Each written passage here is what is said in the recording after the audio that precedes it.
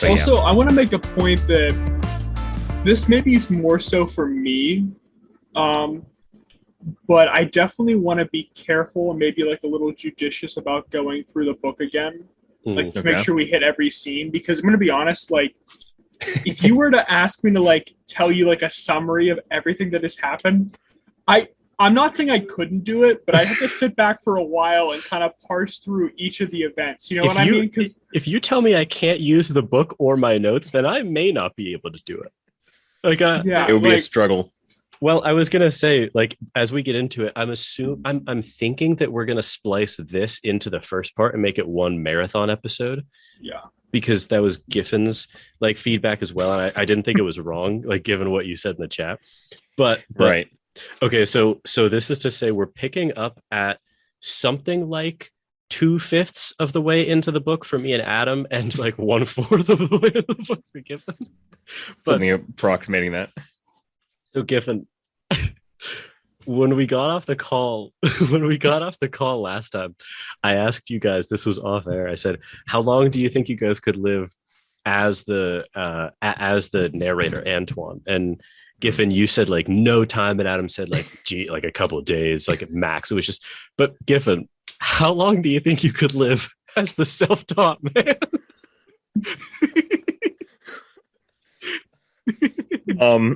In light of the recent news, the unfortunate tragedy in the library, I like to imagine not a moment.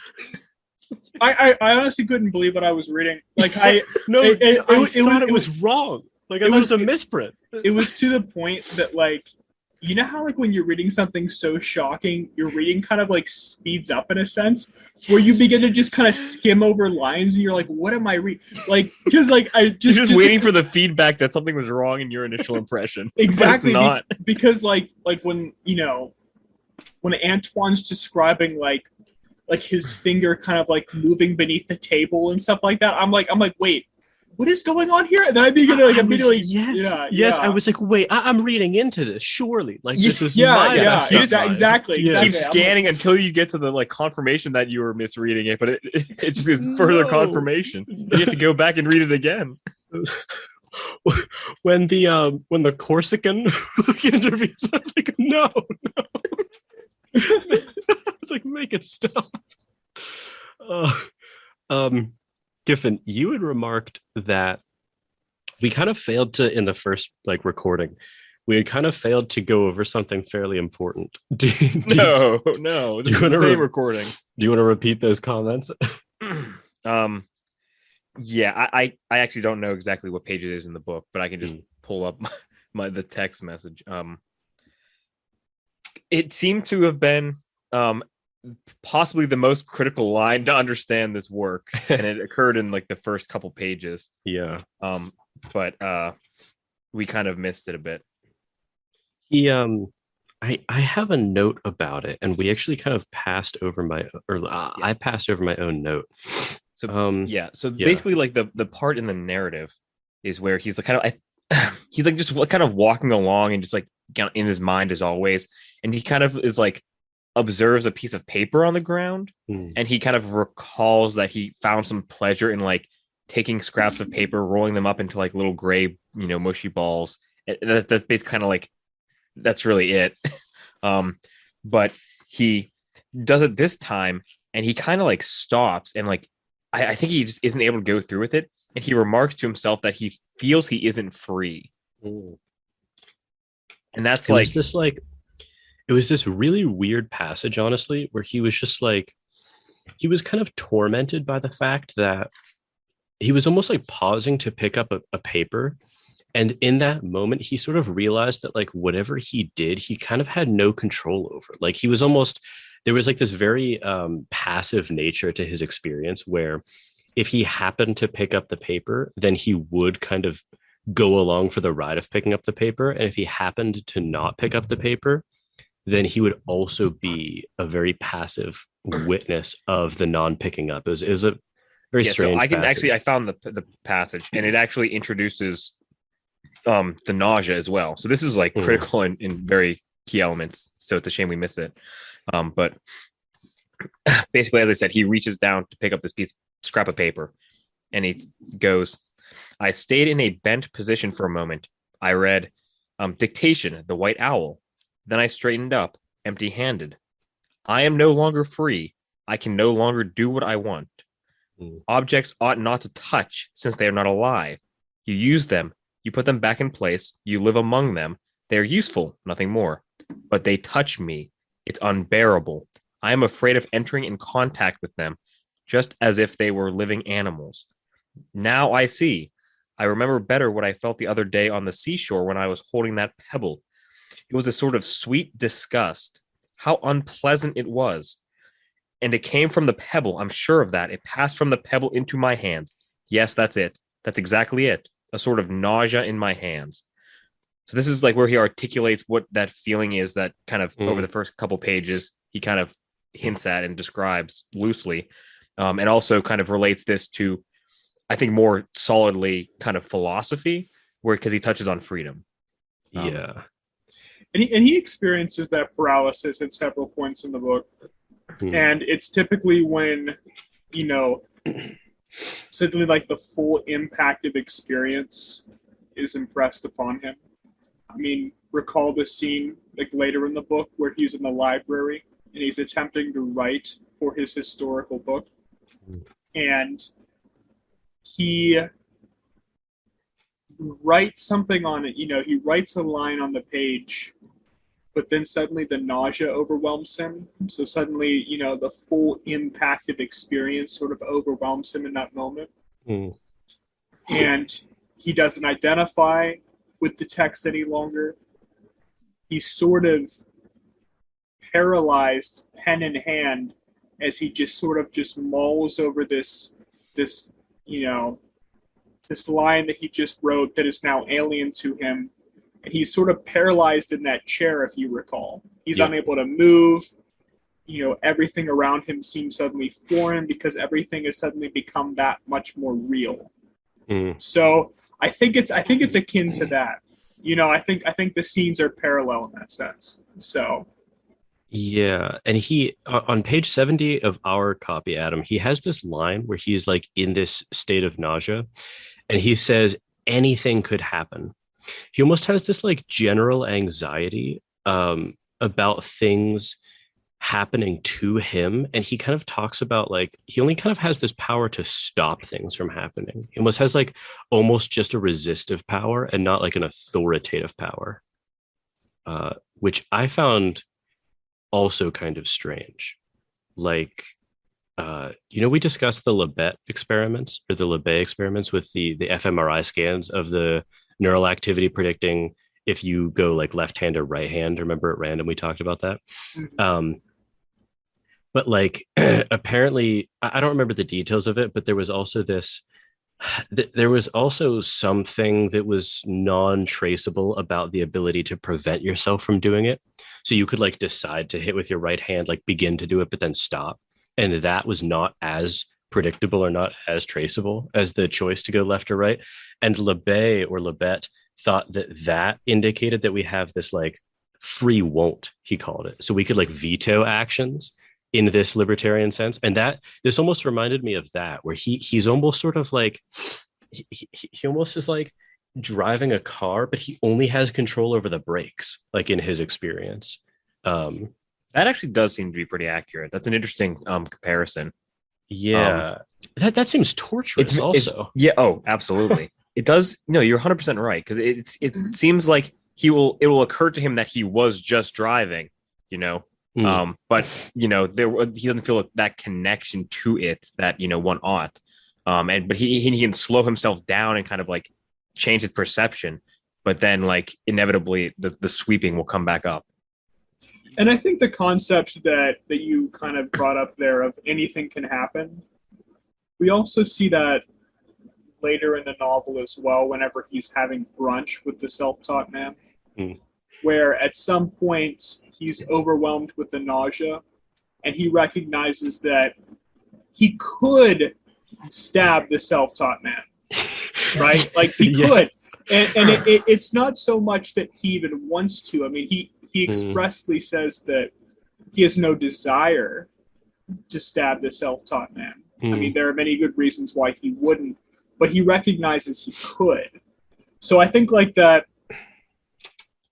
just awareness of experience sort of peaks for him at points in this book where it's like, okay, yes, like anything here could happen. Yes.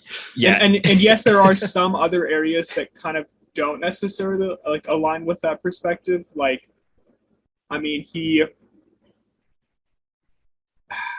did you also he's definitely annoyed with like the complacency that people live their lives. Yes. So toward the end of the book, when he's describing like he would like insane things to happen to individuals just for them to be kind of shaken up in a sense. I think he wants them to experience some of what he goes through from time to time, where he recognizes the uncertainty of life. So yeah, I was thinking about that too, because I had notes about, so he's in this cafe with the self-taught man, and leading up to all of this, there were passages where he almost, on one hand, he seems to envy like men of action, almost to like recall to Dostoevsky. But then a few pages later, he then kind of switched from envying the common person. And now he thinks that their lives are sort of facades or even fallacious, you could say. And he has, I don't know, did you guys, I almost saw like a pattern of trying to have it both ways with a lot of things.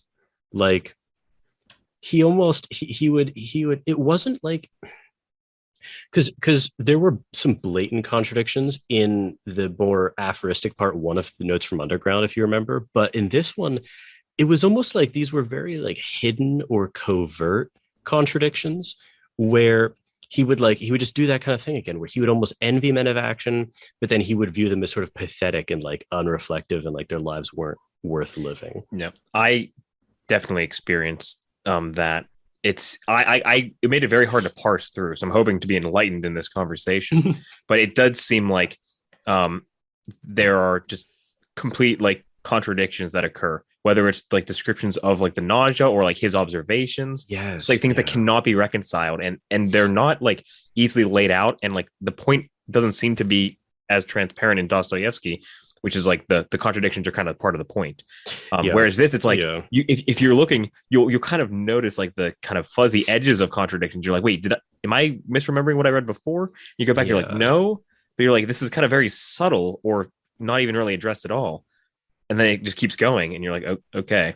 That's how it was for me. Like I had a hard time trying to come away with any lesson from this at all. Yes, yeah, it was a very dizzying read. Yeah, I think part of it is that, I mean, we can definitely see many instances where he extols the virtues of those who are men of action, who are less reflective in a sense. I mean, just examine like, his time at the museum, as he is kind of examining some of the portraits of famous men who helped build the town, who had a great impact on the town.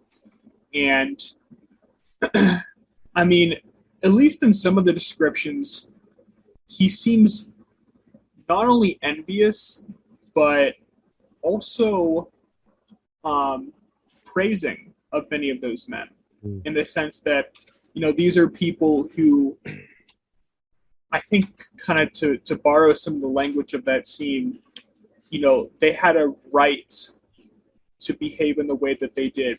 And I think what I got from that was that they had a clear understanding of their purpose on this earth, and then they kind of manifested that purpose. But in other scenes, I mean, maybe like, later on, or actually, no, it was earlier than that, when he's at the cafe with the doctor and sort of like another decrepit individual, you know what I mean? Like, that one kind of cretin. I think he certainly thinks lowly of the cretin, but at the same time recognizes that it's a kindred spirit, someone who's lonely, someone who is, maybe experiencing these pangs of existential dread. The kindred spirit can definitely be seen in like the very end, Jordan. You invoked the library scene, but in one of the even more remarkable like moments, our protagonist Antoine gets up and starts accosting the Corsican, Yeah. Well, wait. Let's hold off on that because Okay. Well, here's the honestly. Do we want to go through this like through the narrative? Yeah, I mean, the problem is like honestly, it's a very weird narrative in the sense of it doesn't provide a good foundation. No, it's so strange. It's like from a storytelling perspective, it's almost nonsensical.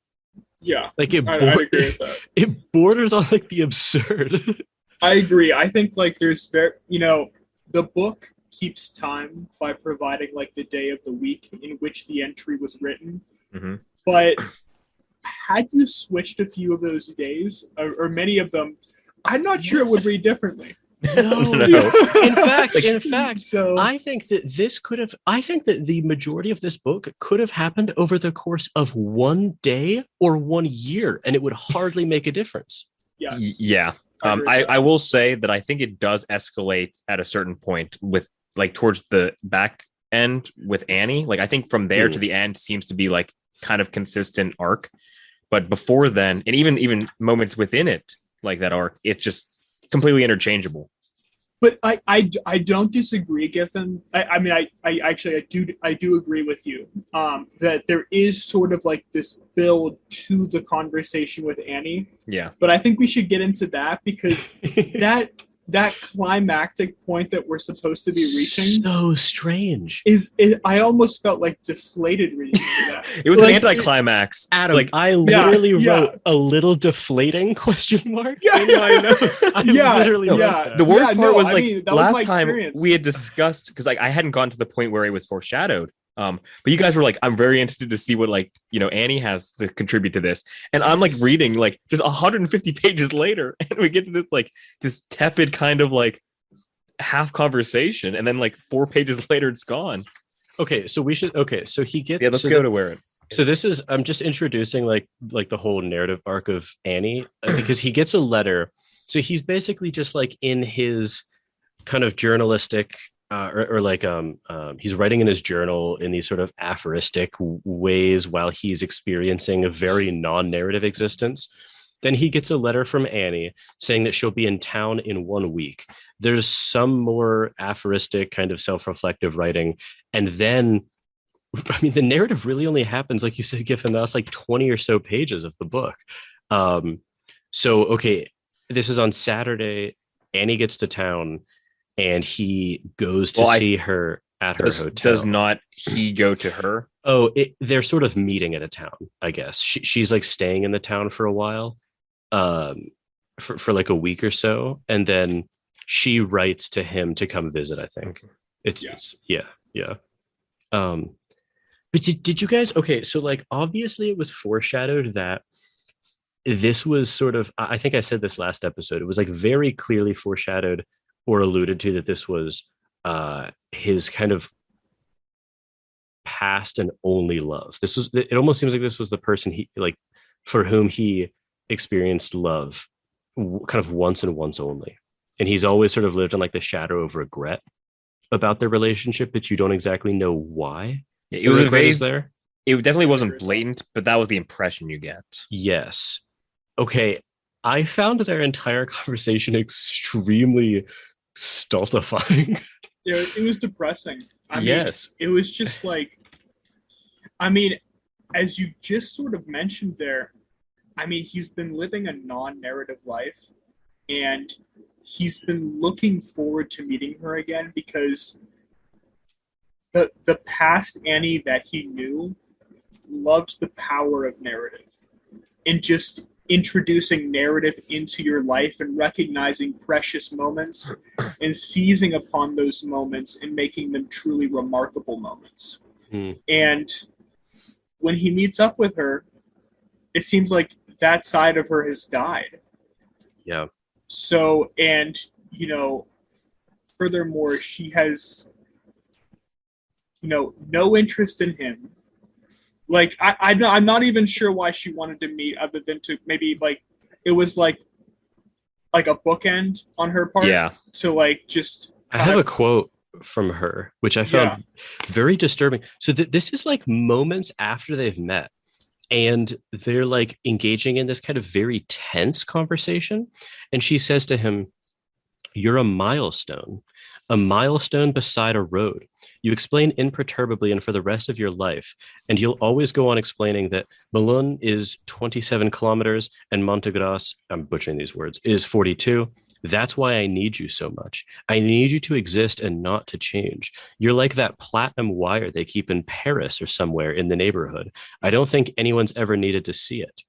And that platinum wire is some sort of like an electromagnetic measurement or something. And she literally refers to him as like this mile sign on the highway that's like, oh, you know, there's like long drives that you like do several times to like go visit family or whatever. And there's the always, mile marker. Yes, you always recognize things. She literally compares him to something like that, which I found extremely strange. And that wouldn't be as much of an issue for me as the reader, but it was the fact that she wasn't using him as a milestone to show or just to kind of indicate to herself how much she's grown. She's just using him as a milestone to see how much she's changed for the worse, in a sense. I mean, you know what I mean? It wasn't like she was like, here are the ways in which I've grown, that you and I would no longer be compatible. It's like, here are the ways in which I've like devolved. Here's how I've died, in a sense. And it's like, I mean, it was such a depressing conversation. It was a murder suicide of a conversation. It was pretty bad. This book honestly just like left me okay. So like Notes from Underground was depressing in several ways, but it was depressing with like a tone of insightfulness or sort of it. It made me think like, wow, okay, this is a danger, some of which I'm particularly susceptible to. Let's kind of keep a watchful eye on that. This was just like, it just kind of made me like a little just unsettled and like not. I don't even know what to think. Like, I still do not know what to think from this book. Like, to be completely honest, maybe at the end we can kind of try to summarize our impressions or thoughts or lesson. But did you also notice in like the conversation, she was very insistent that he hadn't changed, and he was extremely insistent that he had. It was so odd. It was so, and it was like, you know, she was just like. She was like testing him as well. It was like a very, the conversation seemed extremely asymmetrical, where she like held all the power and she knew she held all the power, but like kind of wanted nothing from him almost. It was very weird. I think Adam was pretty much spot on, where like she wanted to use him to kind of confirm that like the past her has died. Like, she even tries almost. I mean, maybe this is just a sad attempt at like seeing if she can resurrect her past self by like, you know, hey, if you're the same, maybe I can be the same. But like, it just does not last. And you know, whenever he confesses like that he has changed in this way, which he kind of sympathizes with her because he thinks like there's a strong similarity in the way that they've changed, but she kind of rejects it outright nearly, and then like says like this is not the same at all, and then it's just like. The whole relationship is a shell at this point. It's so strange. Worse than that, actually. I have this is Antoine kind of reflecting after the first few minutes of conversation. He says, she seems to be speaking of today rather than yesterday. She has kept her opinions, her obstinacies, and her past resentments fully alive. Just the opposite for me. All is drowned in poetic impression. I am ready for all concessions. So she's like already kind of beaten him down almost, or like worn him down in the first several minutes of conversation. Yeah. And she says, now you must talk to me about you. And then she kind of disappears to like fetch some tea or whatever. And a little bit later on, he was just thinking like, all of a sudden I have no desire. All of a sudden I no longer have the slightest desire to tell her anything. What good would it be? The nausea, the fear, existence, ... It is better to keep that all to myself. So he's like, it was so strange. Like he showed up with these like grand illusions or grand aspirations rather, of kind of sharing all of his reflections with her and maybe sort of like bonding over like sharing some of the same existential dread or what, but now he's just like, he's in her presence and he immediately doesn't, I don't know. He just like, you know what he is? Okay, this is like a guy who just like can't get out of his own way. He just like, because he never, I don't know. It's like he always has these plans for things, but then he always seems to just like refrain from doing anything. I don't know. Like I was just very bothered by this whole scene. Yeah, no, so was I. I mean, especially with the idea that, I mean, even she acknowledges this fact, Annie, but I mean, there was clearly like a narrative arc to this moment in which he played a role fairly decently. Like, I mean, he opens up at one point, attempts to. I mean, he does bare his soul at one point, and he says so like almost like in a passing aside, right? Yeah. But and it's like she even acknowledges that, okay, you played a role such as to capitalize on this narrative scene here, but I no longer value that. Yeah. You know what I mean? Where she's like, poor soul, or Oh, at the very end, you mean? Yes. Yeah, he's yes. like, she's like, you finally played your part. You're no longer the fool, Yes. but I care not anymore. Exactly. Yes, Yes. so it's what like, a horrible note that. I know, and then she tells him literally, like, I don't know if your translation said this, Giffen, but she just says, "Get out." I did not get something that she what she I said, says, "Go on now, be off with you." I hear the door close behind me, so it was pretty like the way it wasn't quite "get out," but ours just says "get out." She says, "Poor boy, he never has any luck. The first time he plays his part well, he gets no thanks for it. Get out." No, mine it was a little bit gentler, but "go on now, be off with you" still isn't warm. Well, it's much better than "get out." Yeah, "get out." When I read that, I was like, oh my goodness. No, that is just horrid. Did you guys catch? There was also it was again in passing. There was a hint of why their previous relationship never succeeded. She says to him, "You condescended to inform yourself, and that's the whole truth. You were kindly and distrait, like the old ladies who used to ask me what I was playing when I was little. At heart," she says dreamily, "I wonder if you weren't the one I hated most." And there I almost took her to say, like, this is her side of things, obviously, but that seemed to indicate that he almost never treated her as like an equal in the conversation. When he says, "You were kindly and distrait, like the old ladies who used to ask me what I was playing when I was little," there's that way in which how you ask a kid like questions, but I don't know, like kind of like a game. You obviously, you're not interacting with them in like the full scope of the way like I'd interact with either of you. You know what I mean? Yeah.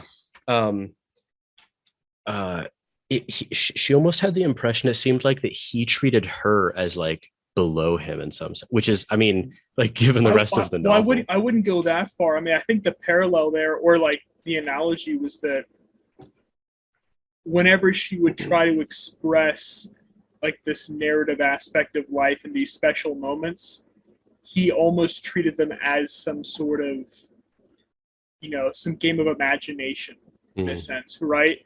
And now only now does he come to her, fully understanding what she was talking about, and it's dead now. So, and it's weird because he doesn't even like fully understand in the conversation. I don't know. It's like, it's very fuzzy. He like seems to understand it, but also he keeps asking those very specific questions. He's like, "Well, what is it?" And she'll like give another example, and he's like, "Be more precise." I mean, he sympathizes deeply from what he hears about Annie's experience changing, but then like these narrative moments, which seems to map pretty strongly onto his sense of adventure. He just gets frustrated at having no clue at what she's talking about. And to be honest, like at first blush, like whenever she's talking about these perfect moments, I think it is probably easy, even for like one of us, to kind of dismiss that as kind of like a little bit childish, right? Romantic, yeah. And that's a good way to put it. Like, it's unclear though to what extent she actually like fostered resentment towards him for not playing the perfect role in these moments, though. Like, a little bit more than a game. Like, I don't know how seriously she took it. It seems like she kind of did take it seriously, like in a way that we would probably perceive as a little bit childish, or at least I did. So this whole conversation was a little bit like, we have our unreliable narrator, and then we have our unreliable guest. And it's just trying to parse the truth out of it is like impossible. I did sympathize with both sides a little bit in the sense of like, I don't know, again, it's like very difficult to talk about specifics with the requisite anonymity, but have you guys ever had those moments in your life where it was just like, it was sort of primed to be a perfect moment and you just sort of failed to complete the circle? Like, I know I've definitely had like a few of those moments. I'm sure. I haven't thought about it, but I'm sure. Yeah. All you have to do is imagine some instance of past oafishness, and you probably got to get the picture.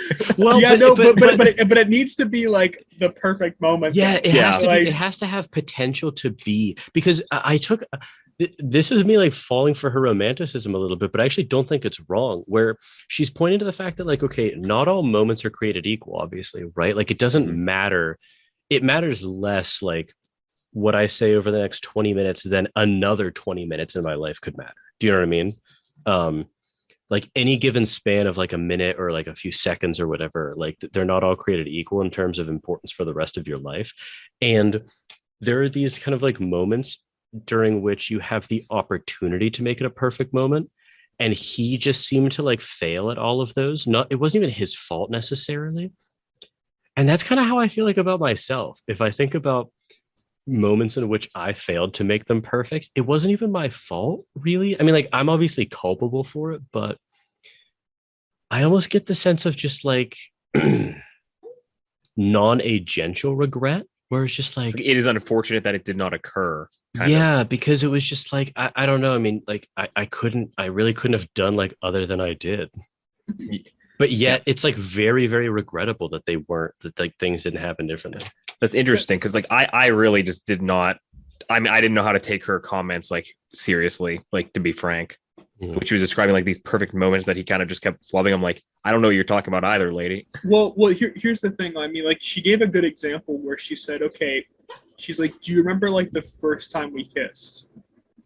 And she talks about how even though she was in discomfort, she was like, sitting on like a thorn or something, on like brambles. Yeah. But she said that she had a duty, you know, to uphold like the significance of that moment and to kind of like lose herself in the moment rather than allow other things to destroy that moment. So it was like, and she mentions that several times, where it's like one has the duty to kind of fulfill perfect moments. Duty was mentioned a few times. I don't know. I think it was mentioned outside of this conversation as well. But yeah, I don't know. This is just kind of like a through line for this entire novel for me, but like I just had a hard time relating. Like, I mean, like, I heard the examples. I'm like, lady, just move. Why are you sitting on thorn for this like fake moment? It could be as simple as like something as this. Like, this isn't like, you know, an example from my own life, but it's one that just like came to mind. I'll also think of some from my own life, but I mean, like, imagine like on like a romantic evening, you're like stargazing like out in the middle of like, you know, the countryside or whatever. Sure. But you're very cold though, right? So yes. the thing is, it like the moment itself is like, it's very special, and you could put up with being cold just to preserve like that perfect moment, or you could say, hey, I'm cold, let's go back.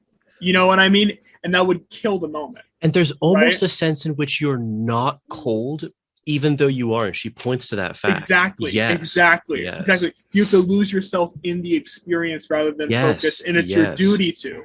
So so that's what came to mind there, is kind of like as a good example there. But that does seem like a good example. But again, maybe I'm just the least romantic person on the planet. But like, to me, it's like, I'm prepared to believe that. I'm prepared to kill these moments.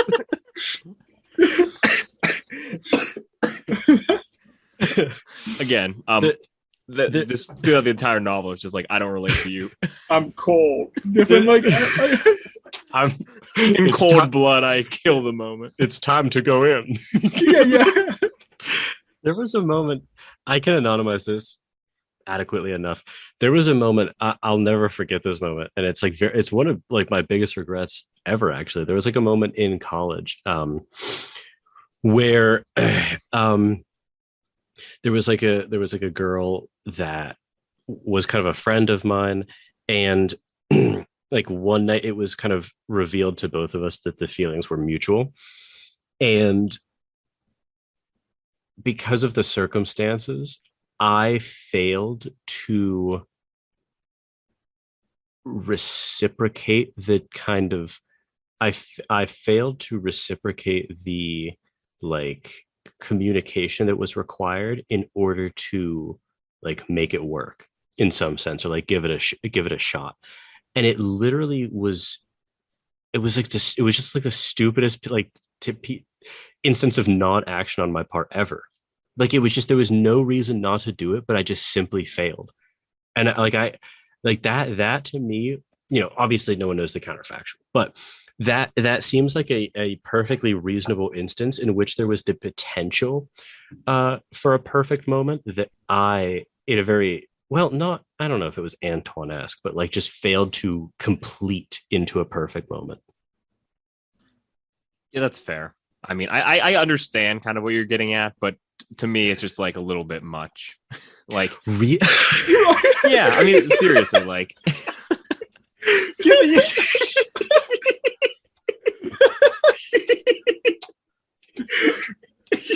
Given, I'm surprised that star example didn't do it for you there. It was a good example, but like, I don't know, like you can't think of merely matter and motion. You see, you can't think of like a time where it's so easy with romantic things. I can think of things non-romantic and romantic that kind of fit the general description, but I just like in reading this, I guess it wasn't clear what purpose it served, and then from like an interpersonal level, I just kind of felt like that. I don't know. The idea of the perfect moment doesn't really map on really well to me. It's like you kind of fail at a moment that could have developed into something, but like, what about this? Yeah, hang on. I'll give you another example, one that maybe kind of relates to all of us. Sure. What about some of those late night conversations we used to have when we were younger, like during sleepovers, right? Sure. Where a lot of those conversations, I'm talking about the good ones. You know what I mean? Thank you for clarifying. No, I'm talking about the ones that are like etched. Not the ones you were a part of, given the good ones.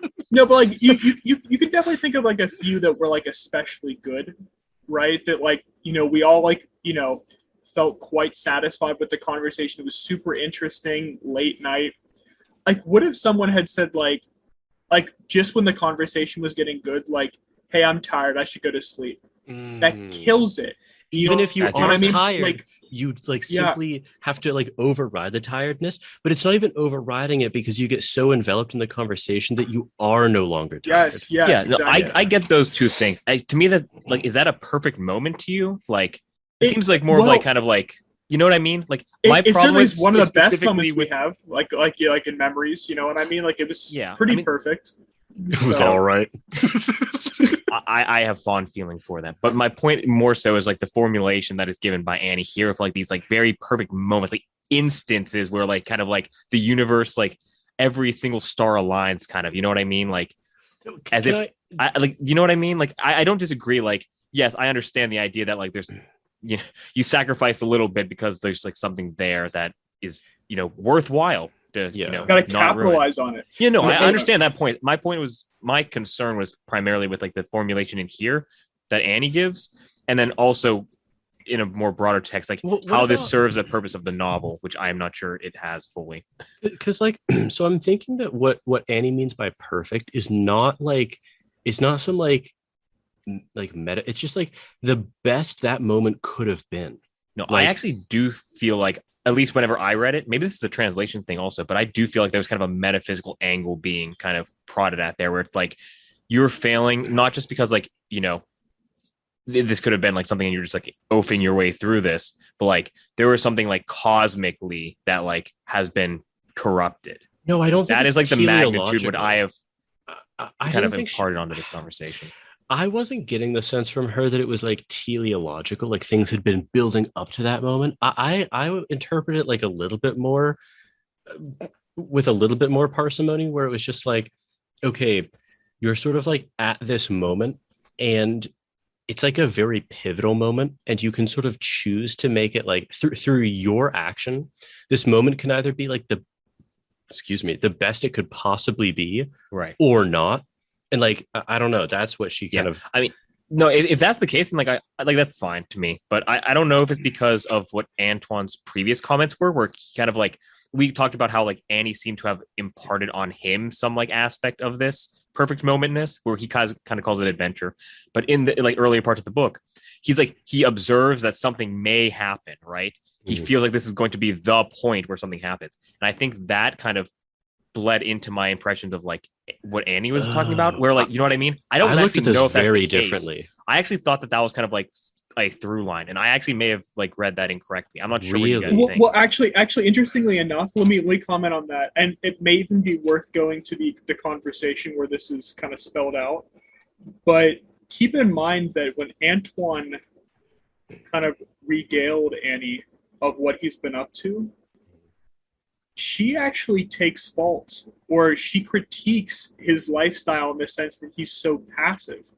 He still doesn't act in those moments. Like whenever there's that narrative arc that builds to that point of the quote unquote perfect moment or the special moment, he doesn't act. And that's his problem. He's so passive in those moments. Yeah. So I think that's the difference between the mindset of Annie that we're talking about and the behavior of Antoine, is that Antoine is a passive character. No, he doesn't seize the moment. I 100% agree with that impression. I think it's true. But my point was more so in terms of like how Annie's characterizing this idea of a perfect moment. I was kind of filling in some of the details like not included by some of Antoine's actions, where like if the difference is simply that like Antoine doesn't act where Annie would try to act, then like there's still this moment of, or this like prior moment of like recognition and like build up, which Jordan and I were just talking about, right? Like that's why I was saying like I think Annie was giving this like much more meaning than really like you probably ought. No, I totally disagree. Like, okay, the example that I kind of anonymized about, like, you know, that girl in college. Okay. Yeah. There was like, you know, build up to kind of like the moment where it could have been perfect or not. And sure, like you could say, okay, well that like build up could have gone differently, right? Like I could have made my feelings known like earlier or not, or like she could have, or also it could have fizzled, or it could have like, you know what I mean? Whatever. But it was actually that moment that was like that held all the potential. And Annie talked about like those privileged situations. And I almost read that as like a privileged situation is one in which you like have the potential for a perfect moment. Right. Yeah. Because like I will never be in a privileged situation with that specific person in that specific way ever again, just because time, you know, it doesn't work like that. It marches forward, right? Yeah. No, I understand that. So no, I actually totally like, I'm falling for her romanticism like even more now that we're talking through this, because it actually was that moment and that moment alone. See, I don't know. I mean, I just probably wouldn't characterize it like in that, like those stark terms. And I also totally would. no, this is actually an interesting kind of discussion. Because I also think this relates to like Antoine's, because much earlier in the book, we discussed this last time, but he kind of like, and I think we kind of pseudo criticized him for it, but like he kind of had this like protagonist mindset, like he was novelizing his life. Like because he was journaling, you mean? Not just the journal. I mean, that may have played some sort of role, but I mean more so that like he would kind of be upset when he would like not find himself as kind of like a main character in some event that was about to occur. And this does relate to like Annie's descriptions. But to me, like I kind of, because in the first part, I kind of viewed that as like a little bit of an odd of a psychological kind of framing, right? Like he's like always looking for these arcs that he could be a part of, right? Like, like the woman crying on the street or whatever was. Yeah, we're like, it's like, okay, well, there it is. And obviously he catastrophically dropped the ball there, right? Like he did not. And who knows? Like what in a different world? Like what if he had acted and they had like fallen in love and like started a family and lived this wonderful life? You know what I mean? Yeah, it's true. I don't know. I just got the impression that like it was a privileged situation. So it was. No, I agree. But I guess going into like Annie's conversation, I had this impression from like, the 200 pages prior where like Antoine seemed to have like this kind of psychological, not quite disorder, but like this kind of paranoia where he was like always like searching for arcs and things like that. And so to me, whenever Annie was finally describing, it almost seemed like an origin to his feelings.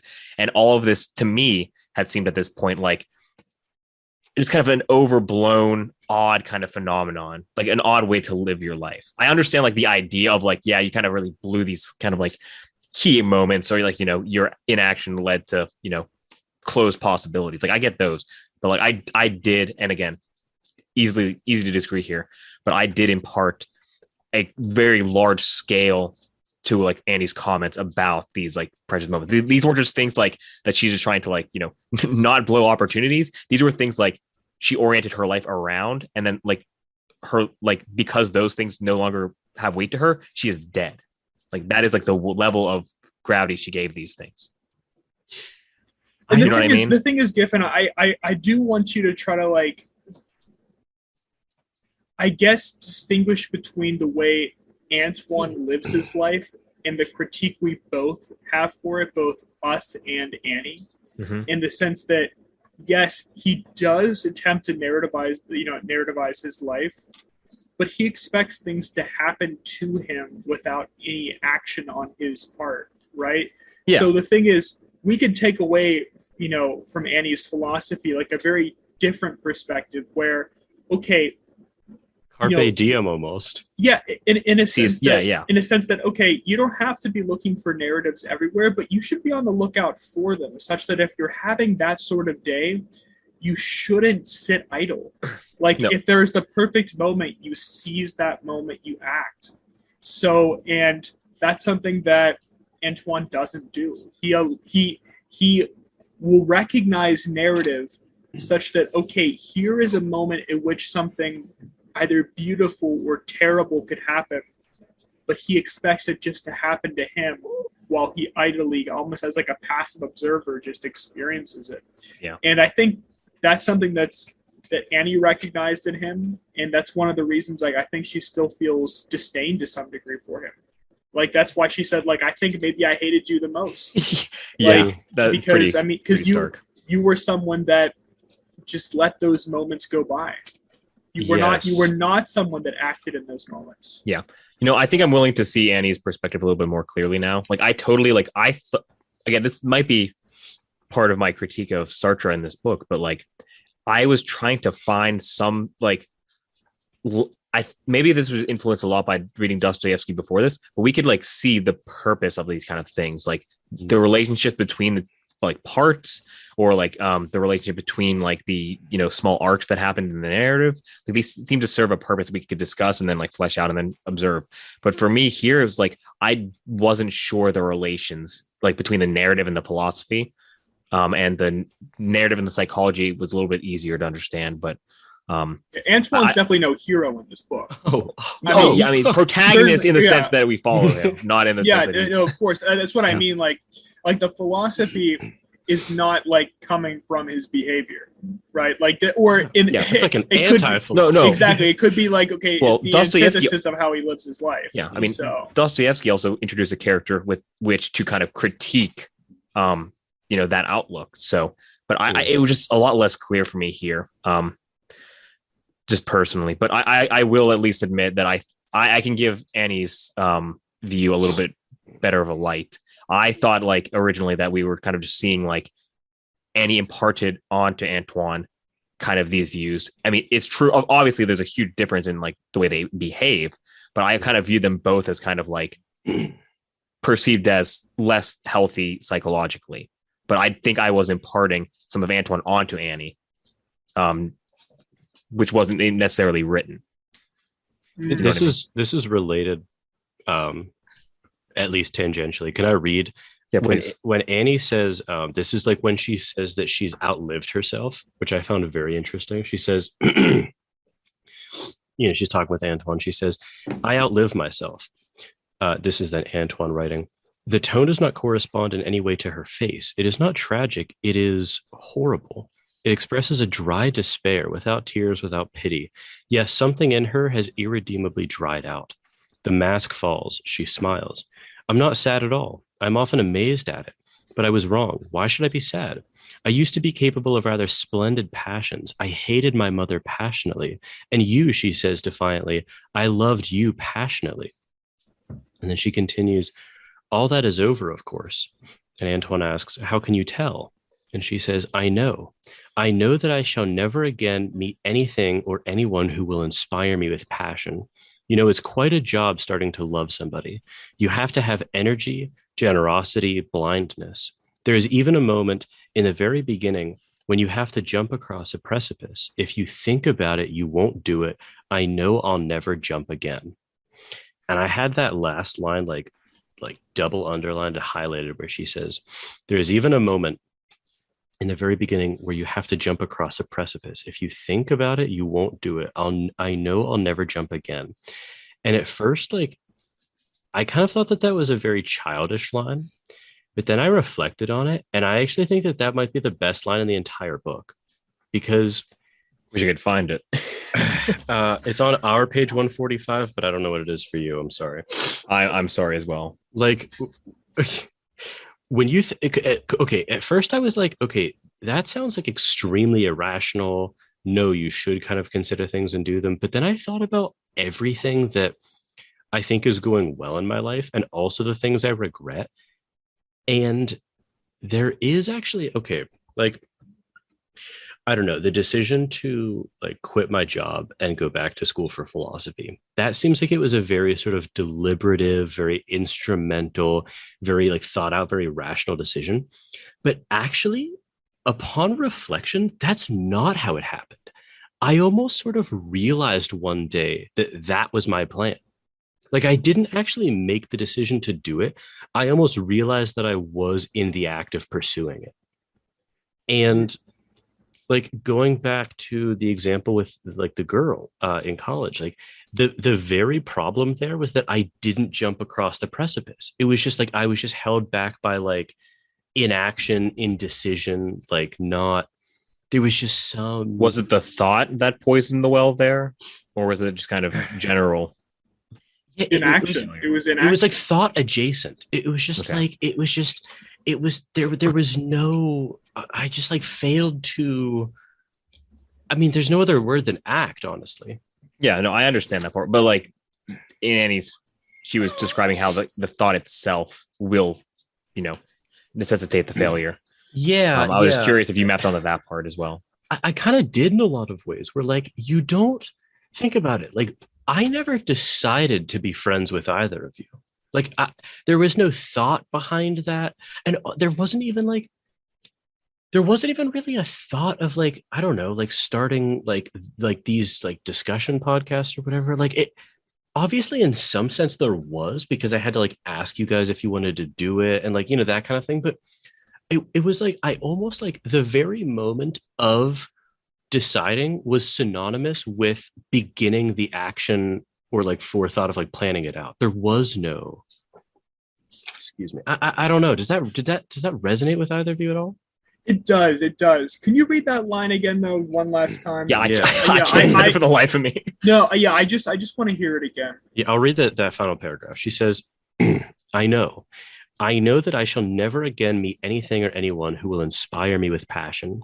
It's quite a job starting to love somebody. You have to have energy, generosity, blindness. There's even a moment in the very beginning when you have to jump across a precipice. If you think about it, you won't do it. I know I'll never jump again.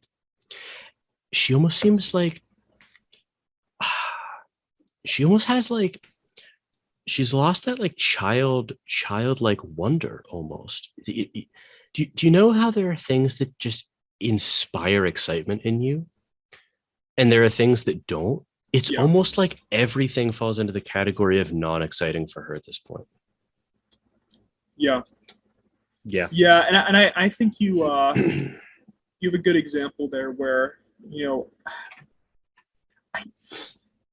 you typically, I mean, we all regret actions of ours, but certainly the one, like the things that haunt me the most are moments of inaction. You know what I mean? Where it's like I didn't act at points in my life. Yeah. So, and there is sort of like some leap of faith involved in a lot of action. Like whether it's like, you know, to capitalize on a special moment or pursue a dream.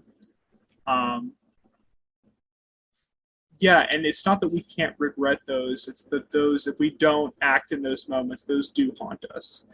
Yeah. And they're actually gone. Like, yeah, and she does sound dead upon reading that paragraph. Yeah. Once again, because if it's, you know, if you can't take those leaps anymore. Yeah, it's almost as if she decided that like the scope of possibilities will not justify the leap. Like it's just, I don't want to say just pessimism. It sounds like really just depression. It honestly, like, dude, reading that, like, really, really, it just kind of made me very sad, honestly, reading that. Like, I don't know. I mean, I actually think it's hard for me to imagine life without that at this point. Like, honestly, like the points where I have been the most depressed are kind of moments or chapters in my life where I don't see a way, you know, kind of like my view of those energizing potentials are shrinking. Do you know what I mean? Like that I don't know if this is like idiosyncratic for me, but that is when I get like very, very depressed. Yeah, I completely agree with that. 100%. It just, I don't know. It's like, you know how different mornings, depending on what you have planned for that day, you'll wake up with more or less energy. Like whenever I go camping with Brian and I wake up, it's crazy. Adam and Giffen knows this more than Adam. I need coffee in the morning. Like it's problematic. It's a problem. I need coffee in the morning to be like functional mentally and even almost like physically sometimes. And there is one scenario in which that is not the case, and when it's like when I'm camping with Brian, like I don't need coffee for the entire trip, and it's crazy because I just like wake up having slept on like the hard ground all night with like bugs, and I have like energy, and it's crazy because I'm just looking forward to like the hike so much. And it's almost like she's lost that feeling to any degree.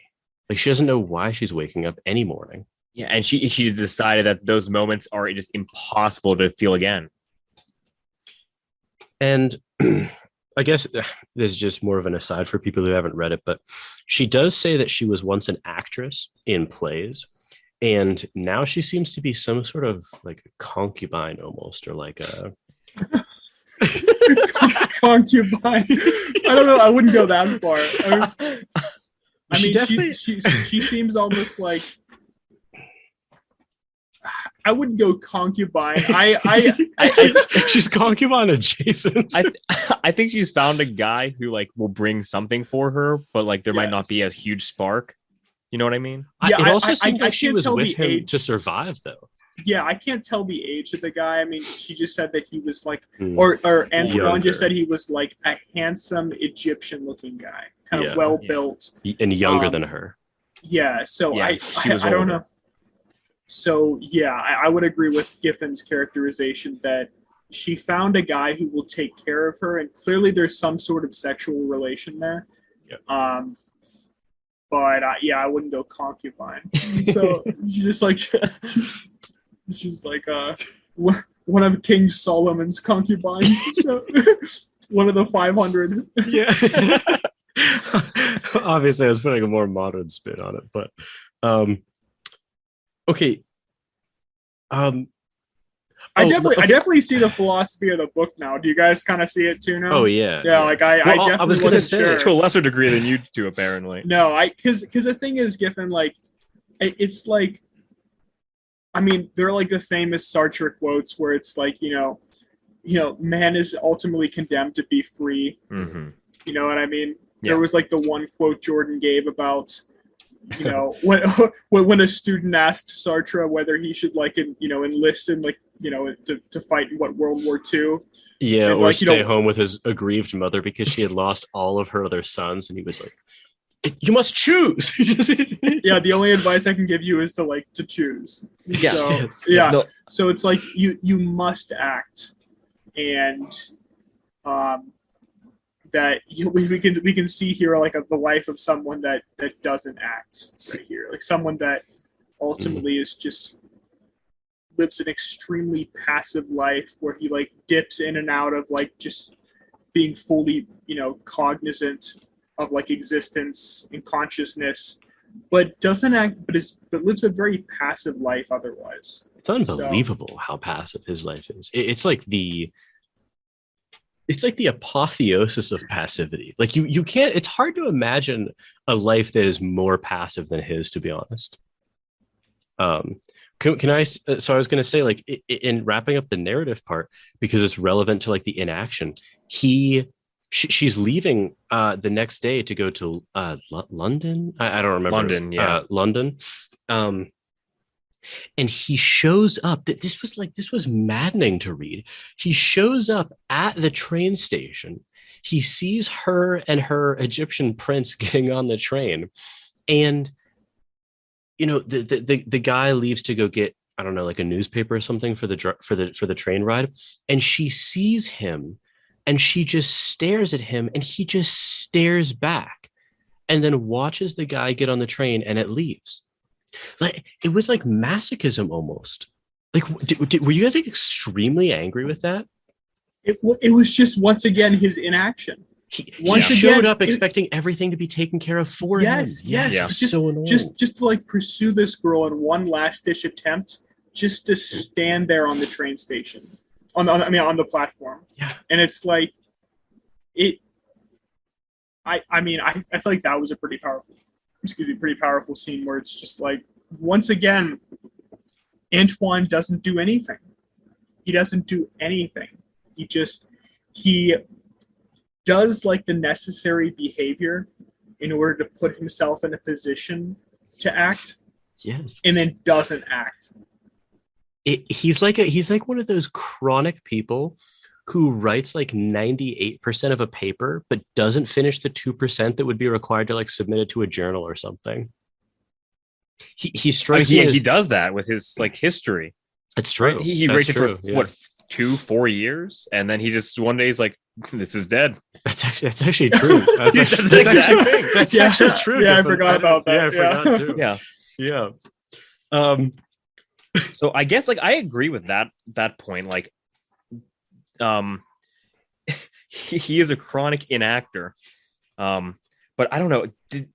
Did you feel like there should have been more to it than just that? Because I think as psychology, this was an interesting kind of read. Although kind of difficult in the sense that it's a lot of the same, and depressing at points. But whenever you were referencing the philosophy, Adam, you actually just referenced 2 quotes that aren't from this work. You referenced Sartre's quotes, which part of my problem isn't that I couldn't conceive of what Sartre would believe after reading this. It's that he doesn't really spell it out very well. It seems he wanted to write a novel and kind of sprinkled a few thin garnishes of philosophy to be picked up, but mostly it seemed to be psychological in my reading, at least. Well, did you guys grasp more than just we're supposed to read this and be horrified, and it's supposed to tell you how not to live, and it's okay, well, what's the opposite of how this guy lives? So I agree that I am pulling on quotes that are outside the novel, but at the same time, it's the bleak picture depicted in this novel, obviously it's no prescription on how to live. This is really telling you how not to live, how not to go about life. That's true, but in some other way, it seemed like it's not that he wasn't enacting necessarily in that sense. It was more he was being at least the way I can read it now, at least it's he's just kind of suffering from depression, right? And that's a way that it's harder to I don't want to say we can't blame him at all, but it muddles the message for me a little bit. I thought a big mistake of Antoine's was that he was incorrect in believing that inaction was genuinely an option, because inaction is just like its own course of action. Obviously, it's, you know, it's like a saying that everyone, you know, inaction is action, just in another form. But like, but this guy seemed to be the like reductio ad absurdum of that view, where like I don't know, like think about it. It's just like I think this is almost like taking the question of like, you know, everyone is either risk averse or not to some degree. And this guy's almost just like, okay, what if someone is just like as risk averse as you could be? Like, what would that life look like? Um, and I don't know, like if I just think about, I don't know, it's just like a dumb example I keep going back to, but I think about like that girl in college, and um like my inaction there seemed to be it was almost like it almost psychologically it was like a very Antoine-esque experience, but because it seemed to be almost a sort of like it was almost as if like Antoine almost believes that you can like press play or pause on the video, like on like a, you know, a movie you're watching or whatever, and just sort of take time away from the movie, but you can never actually press pause. Well, the more probably appropriate comparison would be with a novel. Like you can just put down a novel. Like he invokes novels, I think, a couple times here. Well, like, but I think that's more disanalogous, because it's just like I think the point that is like maybe one of the points you could take from the novel is like, okay, like life is almost like a movie of sorts where you can't press pause. I don't know. Like, maybe I'm making that point a very bad way. No. I agree with the point. I just thought of like an absurd thought. So what? Well, I was just thinking of like other areas of like social critique and philosophy in the book, and I don't even know what we're gonna say about the self-taught man. Oh. So okay. Yeah, let's get this. What? Okay, what role in this? This story could have not included the self-taught man, and I'm not. What role did he play in this? It was madness. I'll give you my perspective on this, and I. Okay, so where am I wrong in this? I think the character is really stupid, because the character. Wait, can we say real quick what the self-taught man actually like? Yeah. Okay. The okay. So the self-taught man is an apprentice in the city of Bouville who spends his lunch break going to the library and reading. And he reads through all the books in the library, A through Z, and he's currently halfway through. So he is someone that just absorbs knowledge and doesn't act.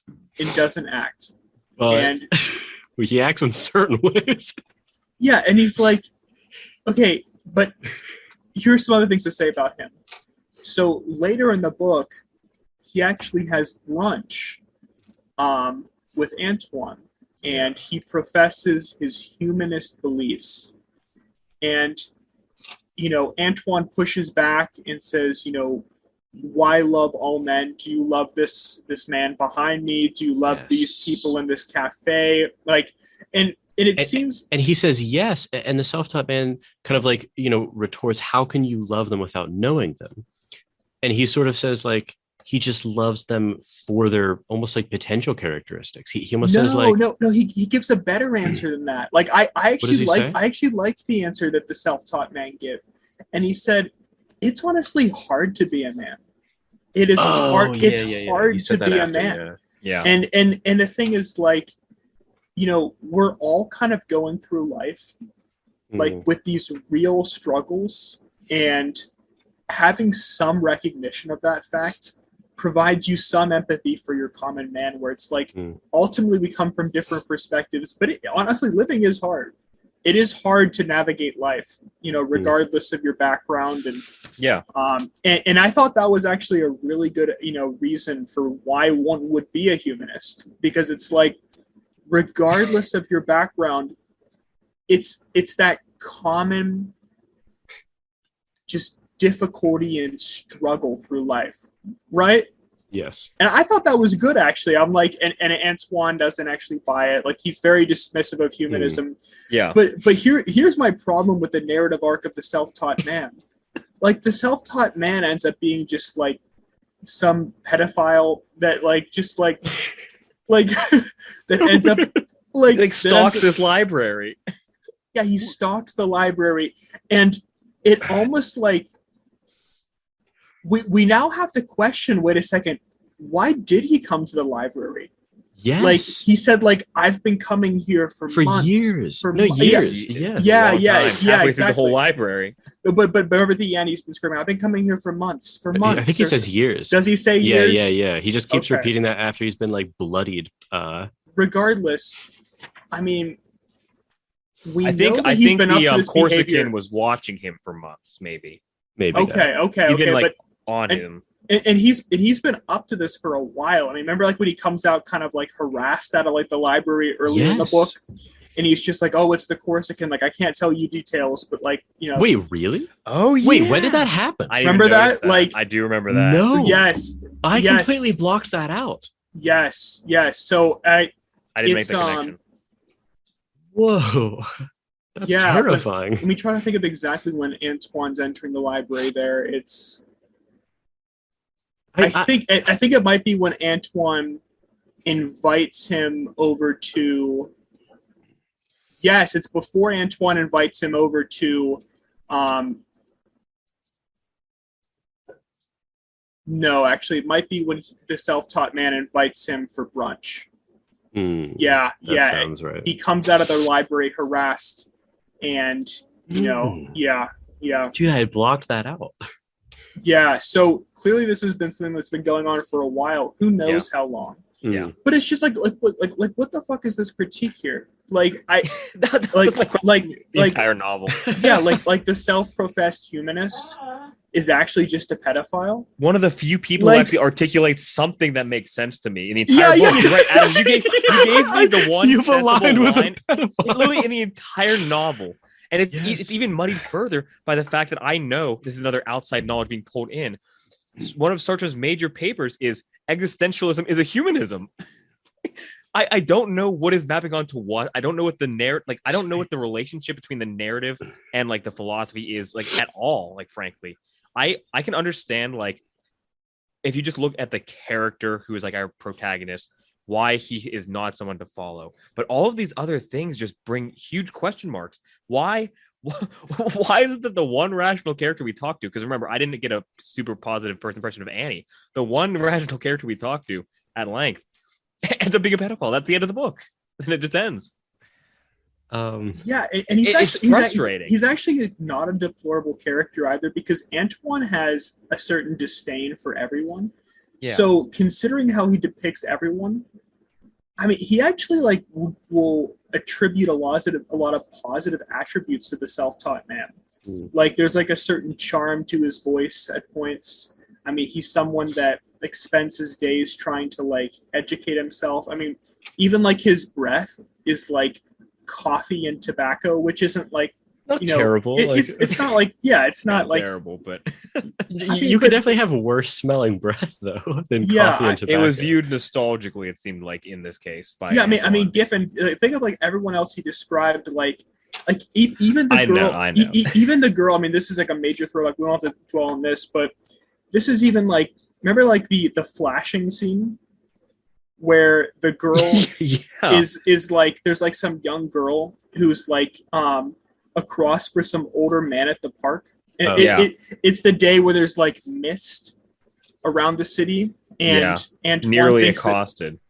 Antoine thinks that there's almost like there's like this underlying sort of menace to the city in a sense, and he sees like this man sitting on the bench in the cold in the mist in the park. Right. And he sees like his red ears just poking out beneath the cap, and he's in a trench coat. And like, so like this is like upon like him exiting the library. But he walks by the park, and this is like kind of like a scene far away from him, but he sees like a young girl like running down the park, and like the man rises up with like a wicked grin on his face. And it's just like, and he says that he can like see his eyes, and he looks like half asleep with like almost like this. It's a just very disturbing scene. Do you remember what page was this on? Yeah, we should read this because Sartre has this way of like, because this was my experience reading the like the library scene with the self-taught man too, where he has this way of like describing things where you're almost questioning your own ability to understand what's actually going on, because he just talks about like there was a finger, and it was like it was so strange. It's so abrupt. It is extraordinary. Like basically, it's abrupt, but it's also not, because you're like, no, you're like, there's got to be some other interpretation. Abrupt here. In the sense that usually we're interrupting like Antoine's random like train of thought, and then it's just like then it's the vivid description for paragraphs about what's occurring. And you're like, what? Okay, I found it. It's insane. Okay, read it. Okay. I was going to push open the gate, but the expression on his face stopped me. He wrinkled his eyes and half grinned, stupidly and affectedly. But at the same time, he stared straight ahead at something I could not see with a look so hard and with such intensity that I suddenly turned back. Opposite to him, 1 foot raised, her mouth half opened, a little girl of about 10, fascinated, was watching him, pulling nervously at her scarf, her pointed face thrusting forward. The man was smiling to himself like someone about to play a good joke. Suddenly he stood up, his hands in the pockets of his cloak, which fell to his feet. He took 2 steps forward, his eyes rolling. I thought he was going to fall, but he kept on smiling sleepily. I suddenly understood. The cloak! I wanted to stop it. It would have been enough to cough or open the gate. But in my turn, I was fascinated by the little girl's face. Her features were drawn with fear, and her heart must have been beating horribly. Yet I could also read something powerful and wicked on that rat-like face. It was not curiosity, but rather a sort of assured expectation. I felt impotent. I was outside on the edge of the park, on the edge of their little drama, where they were riveted one to the other by the obscure power of their desires. They made a pair together. I held my breath. I wanted to see what expression would come on that elfish face when the man behind my back would spread out the folds of his cloak. But suddenly freed, the little girl shook her head and began to run. The man in the cloak had seen me. That was what had stopped him. So, yeah. So extremely disturbing scene where like in the midst of this park, like he sees like this man rise, like with like some like 10-year-old who is like look of fear and just like almost just like assured destruction in a sense. It's like this man like with his coat is gonna like about to flash her. So super disturbing scene. Impotent is like the perfect word to describe him also. Yeah. I honestly don't know what to make of the self-taught man. Like, I just honestly don't. The only like, I don't know. I think the way. Go ahead. I was going to say the only thing I could possibly imagine is that it's just another way to kind of characterize Antoine.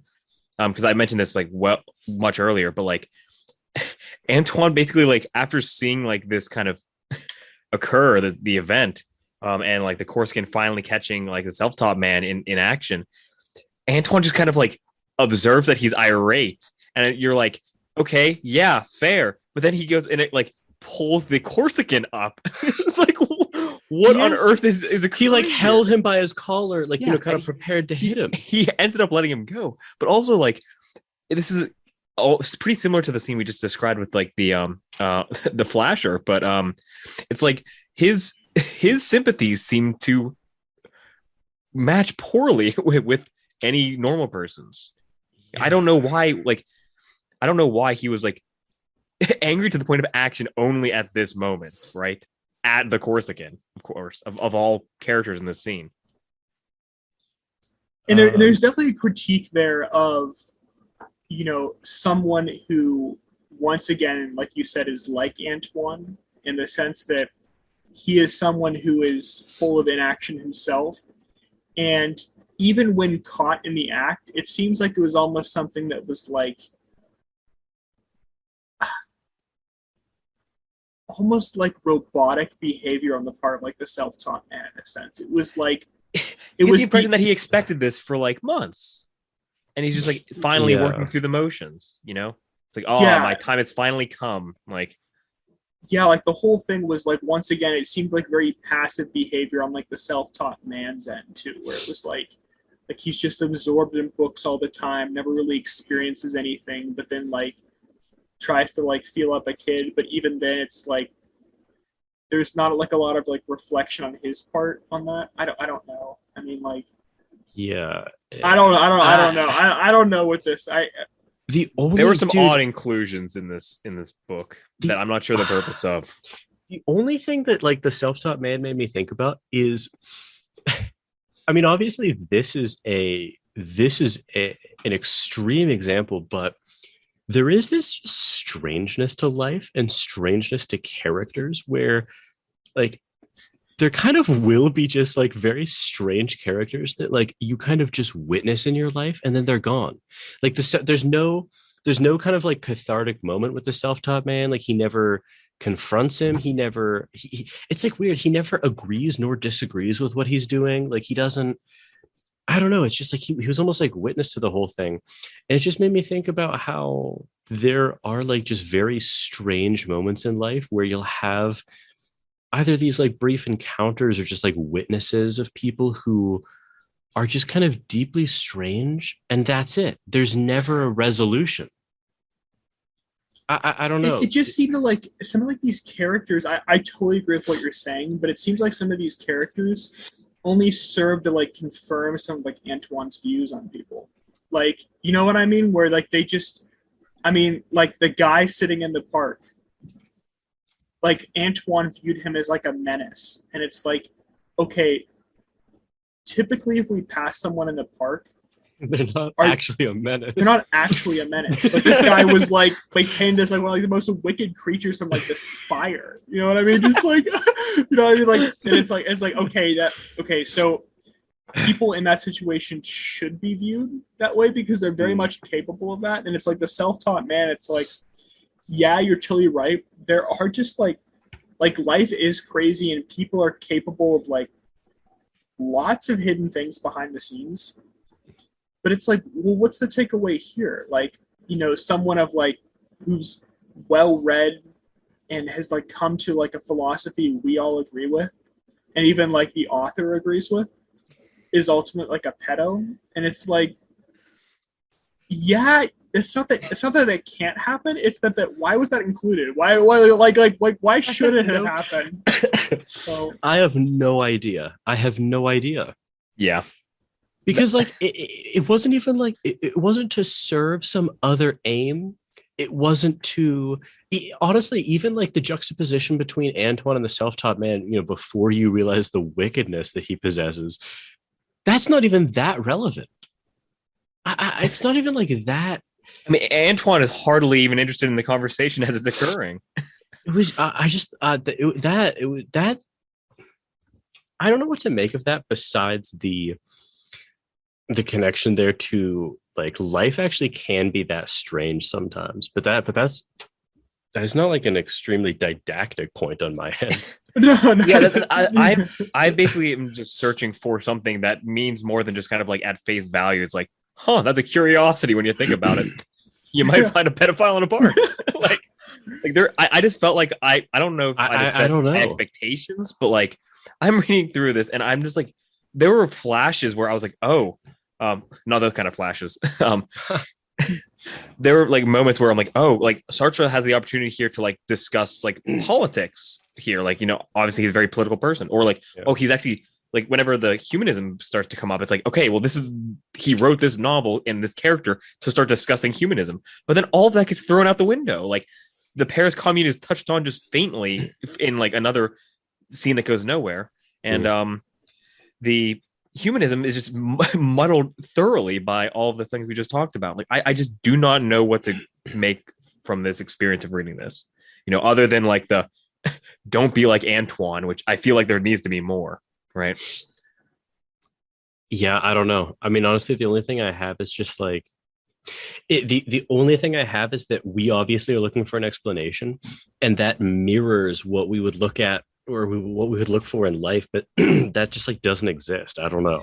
Yeah, maybe that was the point. Like that seems like a legitimate perspective. Actually, is like if somehow reading this didn't bring you to that thought, like there are okay. There's no chance I could anonymize like anything that I'm thinking about right now. But there have been just like extremely absurd moments that I've experienced where for the like there's almost nothing that I could learn. It would be it's epistemically impossible for me to get like a kind of conclusion to like that just insane experience. Like Adam, I know that you're probably thinking of the one that I'm thinking of. And I there's not, you can't even say more than that right now. I'll tell you off air. I think I've told you this story, but like I'll find out, I guess. Unless the whole point of the novel is just to give you another. If the text itself didn't give you this impression, like he's just like, you need to address the absurdity of what you just read. No, and honestly, like there's no purpose. Like that experience, like there was no purpose behind it, and there's nothing that I can draw from it. It was just like purely mad. It was like that's actually the reason I cackled whenever Giffen texted like the group chat, what the fuck is this book? Because I knew that like he had just finished reading about just like the self-taught man. He was like, yeah, the self-taught man's actually a pedo. The end. The end. That is 100% it. It's so weird. My most scathing critique, I think, of this book could be like, some of these things could be just condensed to a TikTok. Like I actually legitimately though, like this was a 250-page book for me, depending on like the version you had. And I just don't know why. And again, maybe that is the point. Maybe that actually does kind of map. Is like Antoine is searching for some like higher point, but like addresses that there isn't one necessarily. But like I don't even know if that's right necessarily. Maybe the last question, because I'm realizing at this point, like when we splice the two parts together, it's going to be really long. Yeah. I've got one last thing I want to discuss too. Okay. We'll do mine first, and then but don't forget yours. Okay. If you guys had to like tell me at this point, what would you describe nausea as? Like, what would your answer be? The novel or the feeling? No, the feeling. I would say the feeling would be a complete impact or a complete collision with the recognition of consciousness and experience. So, see that the reason why I asked is because at first I kind of thought it was something like what you said, Adam. But the weird thing is that, like, I don't know. The book probably contradicts it at a couple of points, to be honest. Well, what I was going to say is like, it's not even like he gives so many accounts of nausea, and I don't even know that they're like contradictory, but they're definitely not the same thing. Right. Well, in his case, actually, can I amend mine a little bit? Yeah. And for him, that feeling is unbearable.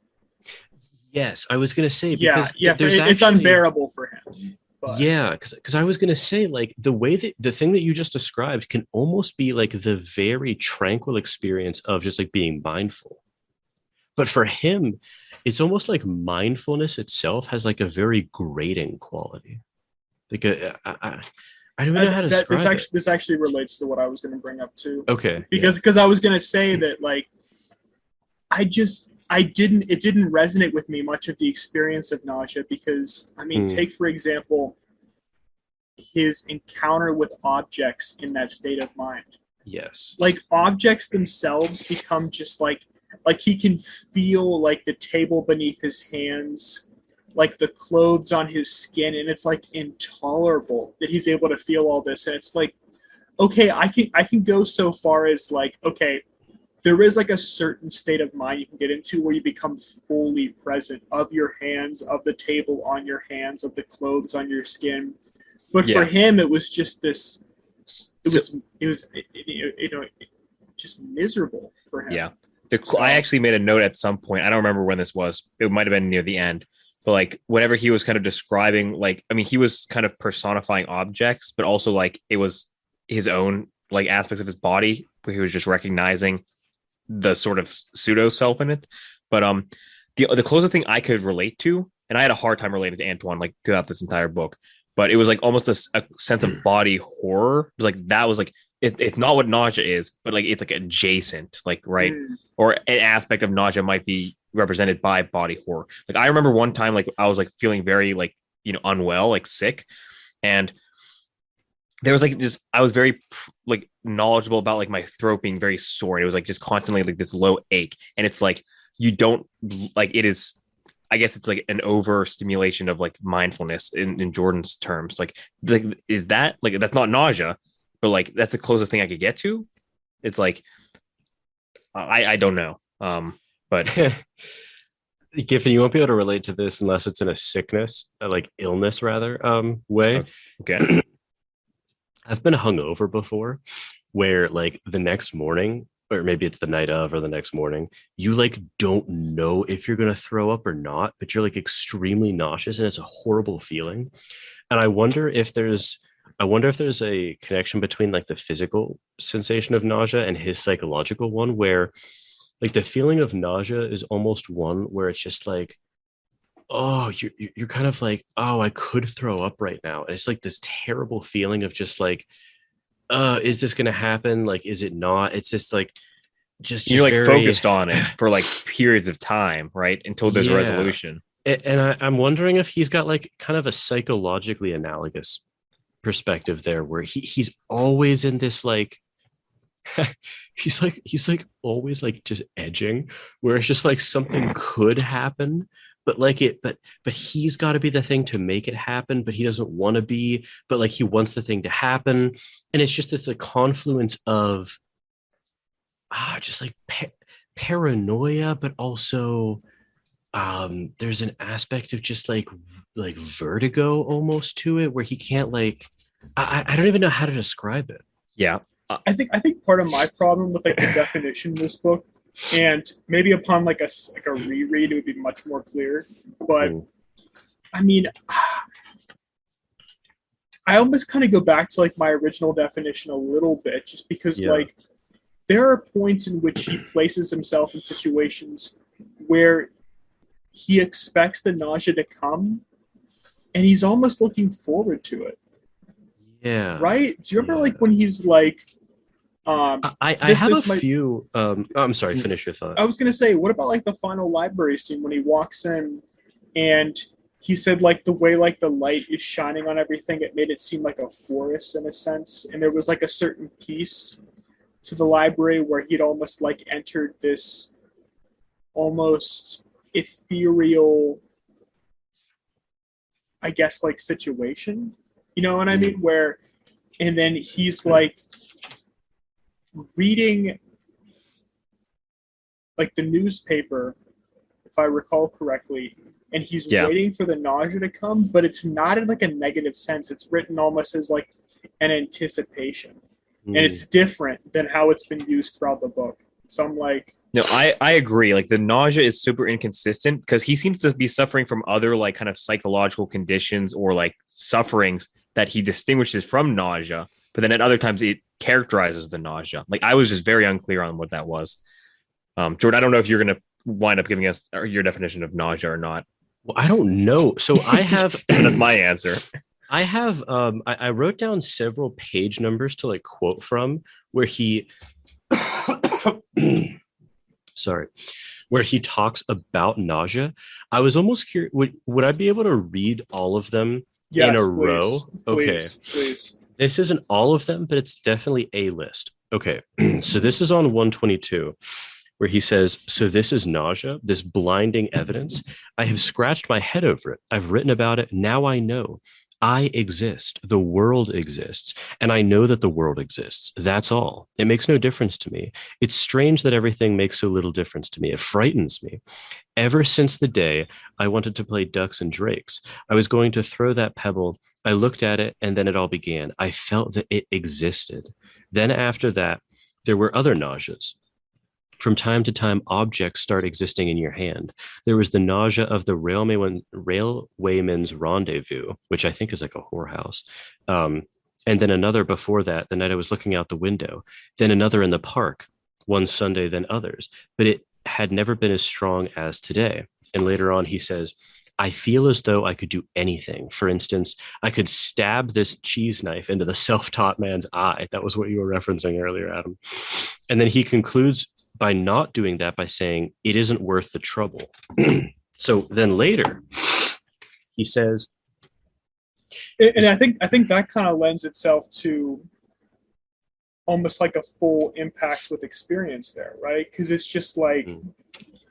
You know, earlier on there, it's like, okay, I recognized that I existed, that these objects in my hand fully exist. And there's like, he kind of switched from like autopilot mode to like suddenly just full realization where he's holding this object, recognizes that he exists, the object exists. You know what I mean? It's kind of like... But you know what the strange thing is? Like, I don't know if you guys have like meditated at all, but whenever I, successful to various degrees, but whenever I do get into like a very mindful state, it is intrinsically, I don't want to say pleasurable, but it's intrinsically on the positive side of neutral. And for him, it seems to be gravely negative.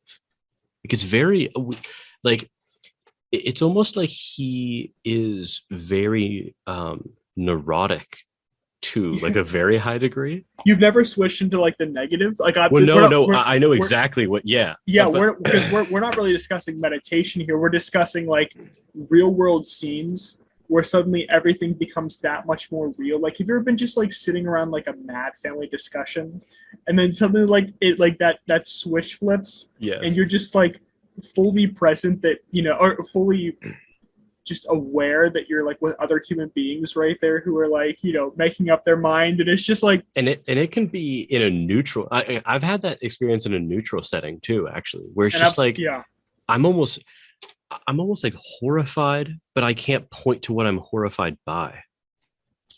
Yeah, I've had it as like especially good. I've had it as like harrowing before, so yeah. I do know to some extent what he's talking about there. Giffen, have you ever had that where you just like you feel yourself switch out of autopilot mode? Yeah, I know what you're talking about.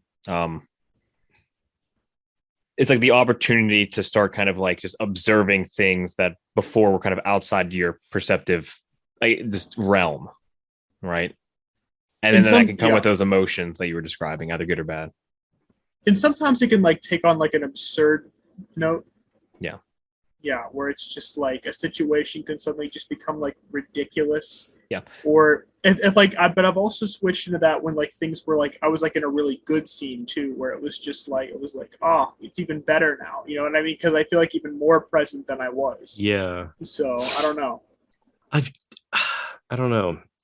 Have you guys ever like, I've experienced this, not a lot, but a few times, where I've had like kind of like anxiety over specific things before, and I've noticed that as like that situation which I'm anxious about dissipates, the anxiety can kind of linger in a way, like over the following days or weeks, even, where it's like it's very non-directed, and that is actually like one of the most disturbing parts about it.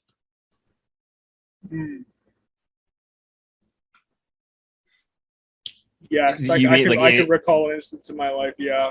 It's miserable. Yeah, it's horrible. It's horrible. Where you almost like become aware that you have been anxious, and yet like you can't understand what it's about.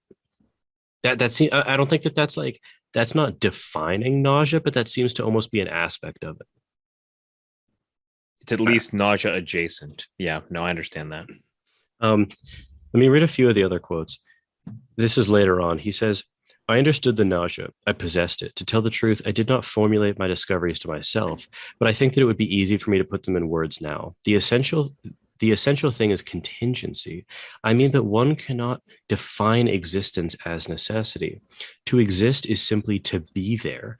Those who exist let themselves be encountered, but you can never deduce anything from them. I believe there are people who have understood this, only they tried to overcome this contingency by inventing a necessary causal being. That actually made me think of Bishop Berkeley.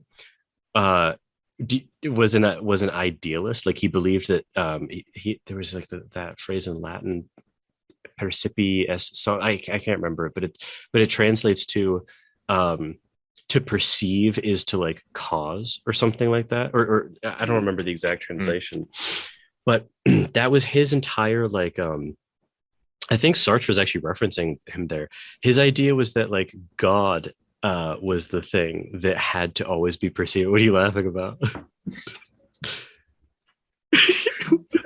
just Giffin's reaction to what did I do? It was quite funny actually, because like Giffen was like listening like attentively, just like he's like, okay, so like here's like the essence of like nausea. He's like, it's contingency. Giffin's like, unbelievable.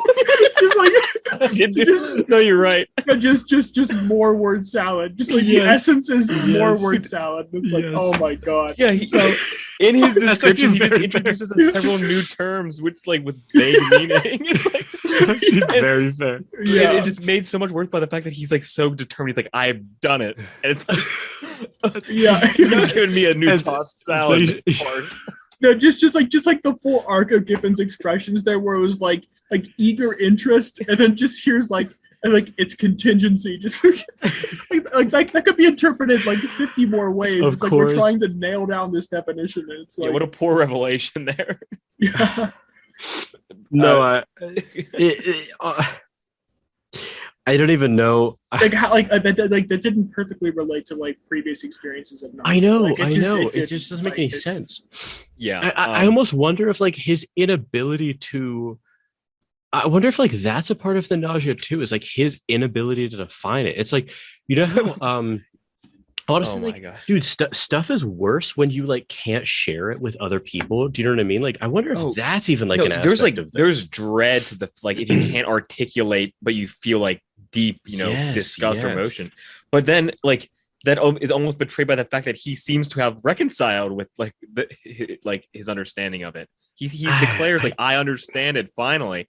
I mean, we don't understand it. Well, at least I certainly don't after reading that. But like, it's like an you extra think it layer is of in the hell. beginning, certainly, because like he kind of is like, I think he says he starts writing to begin with to identify what he's feeling. Right? He has no clue, so that seems to characterize nausea as like that's like part of it. Because he gives a name to it, but like he obviously doesn't fully characterize it. But then here he is, like, finally, and then it's still nothing. And I think you're reading from like the section where he's talking about like the root, right? Where he's like observing the roots. Yes, the black claw from the earth. That heinous thing. Where it's like it's absurd on its own, but in the context, because he was talking about context too. So like in the context of like being attached to like this stump in the park, like it's like less so, and it's like, well, yeah, like I just like just like what I mean. But it was like I really wasn't sure what like the revelation in that section was. Here's what I had trouble with that. I kind of read into it what I thought was the point, which is like there's no inherent meaning, right, to existence. Again, this is another outside source I'm pulling in, but I know Sartre characterizes his philosophy as something like existence precedes essence, right? I think that's the phrasing, which suggests that there is existence, period, right? Like, and then any essence or like meaning is kind of like has to be imparted, or like it's subjective. Like you can characterize it in a lot of ways. I don't know exactly Sartre's phrasing beyond like that phrase, which is still in English, but I can kind of read that into there, but it's very rough. Again, like just the phrase existence precedes essence would have been so clarifying, but instead we get the word salad. Contingency. Finally, we get it. Giffen, this won't mean a lot to you, but like, because this was before your time, but like, Adam, remember when we read The Absurd? Yes. The absurd was sort of like on one end of clarity, of like philosophical clarity, and this was on the other end of it for me, where it was just like you had to do so much work to excavate the kind of, I don't want to say like take home message because that makes it sound didactic, but you know what I mean? Like what the hell is he actually bits talking of about meaning here? We excavate Yes. bits of meaning, we try to fit them together, and like you can conceive of a framework that makes them not inconsistent, but there's nothing there like gelling it together for me fully. Okay, here's what I'll say, that maybe this is where we start to get to like concluding remarks. Yeah, I am not sure that this book is worth reading if you don't plan to discuss it like we have. Mm-hmm. Like, I actually genuinely, okay, this is going to be a brazen statement by me. I think if you don't have people like with whom you could discuss this book, I would rather listen to our conversation about the book than read the book. I've never said that before about anything we've read, but like that, I think that might be true for this. Yeah, I don't think it's a great book. Like I actually don't. Because as you just said, it's not like, it's like, okay, you can read like a philosophical paper and get a pretty cogent argument within 20 pages. But okay, but you don't get the narrative. All right, fair enough. Definitely. So maybe something like Dostoevsky, where it's like you can pretty easily get the message, but you get a narrative out of it that's pretty good. Here, I didn't easily get the message, and the narrative wasn't very good. So the narrative was unhinged. Yeah, it was like there were points of it like where it was easy reading, 20 pages, 20 minutes. Well, the conversation with like Annie and stuff like that, definitely, or maybe like his day, like on Sunday, kind of walking. That was madness for me. But then there were like other points where he's like examining like the tree root or like the root of a stump, where he goes on for pages, and I'm just like, honestly, if I were to take the time necessary to like just mull through this, it would be 8 pages for 2 hours. Yeah, because that's honestly what I did at parts. Like, I was like reading through. I'm like, I need to like make observations that I can like reference right as I get to like more philosophical insights. They never came. I was left with impressions. That's it. So I really I don't recommend this book. I don't either. Like someone actually asked me while I was in New York City, like they're like, it's like a friend, they're like, oh, like you're reading Sartre. Like I've never read anything by Sartre. They're like, is it better or worse than Camus? And I'm like, far worse. Like it's not on the same plane. I almost feel like we should read maybe one of his. I almost feel like we should read something else by him to be able to have, because the problem is I'm worried that I might sort of have like an unfair opinion of Sartre based on this, but I need to know if it's like unfair or not. This is considered his best work. I have heard mixed. Best novel, I think. Best novel. Okay, but not as, because like he obviously was very. I don't even want to know what his other novels were then. Yeah, this is considered his best novel. Yeah. So let's put down his novels. But I did reference the one paper like existentialism is a humanism, which I think is like a more clean like 17 pages, and that's like a work of philosophy. That's like that might be worth yes. But I can't stomach this. Like I sacrificed a lot in my. It was a pretty hard. I'm not gonna lie. Like Jordan, last time you referenced like being protective of your time. I had to forego my protection of my time in order to I wish I could understand. Like maybe I'm just a dullard. Maybe 10 years from now I'll like look back on this and like kind of be ashamed that I couldn't grasp the meaning. But currently it's like I can get like some shallow impressions, and that's basically it. Oh yeah, I actually did want to make one last reference to the very end, because I know we basically described it as the autodidact is a pedophile at the end, but actually like at the very like literally the last page on my book, he kind of like plays with the idea that writing a book might be worth something, but then like it ends almost immediately. Like it is like the second to last paragraph where he kind of like the thought occurs to him that writing a book, a novel, would like actually like help him live. but then it just ends. So I don't know if that was supposed to be like the potentially heroic arc that he could take, or if this was just another, like, because we're getting from his perspective, not Sartre's still. So I also it's especially odd because he just finished not writing a book, like a history, but because like the thing is, like, remember, like he had just heard like that song, like that one song that he loves, that old the only thing that could song, like clear his mind, and he thought of like, you know, the writer of that song, the singer of that song, and he thought that, oh well, to be thought of at all, you know, could cleanse one of their, you know, of their sins, not entirely, but yeah, you know, he seemed to fall for one of Nagel's like traps of the absurd there, where, remember, like, you know, Nagel does that, like, you know, wonderful rhetorical point where he just says, like, okay, you know, people say like life has no meaning, life is absurd, but like what would make life meaning? And he gives all of those potential answers and then shows why those don't make any sense. It like Antoine here is saying, like, okay, what if I could alleviate some absurdity by having people like remember me by one of my works? Like, but no, that he I don't know.